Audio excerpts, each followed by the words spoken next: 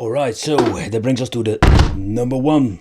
The T-lex you don't going to like, because this device, I ordered two of them and both have issues. The first one had screen issues, the second one had sound issues. So what did I do?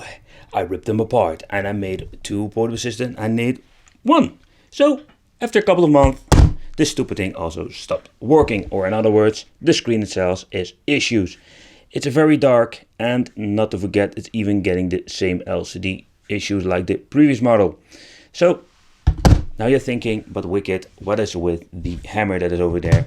It's very simple. If you want me to smash some things next time, if it's very crappy, very simple.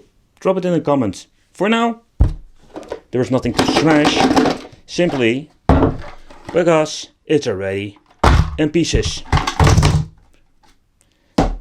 There's basically nothing to smash. And even when the LCD display is broken, I'm not going to smash it. Because, why should I?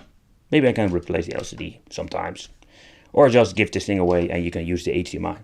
Smashing, I know, maybe it's fun to make a video about smashing things. But it would be a waste. I just rather give away stuff. Alright, so, thanks for watching. Don't forget to subscribe to the channel, hit the little bell. And become one of the Wicked family.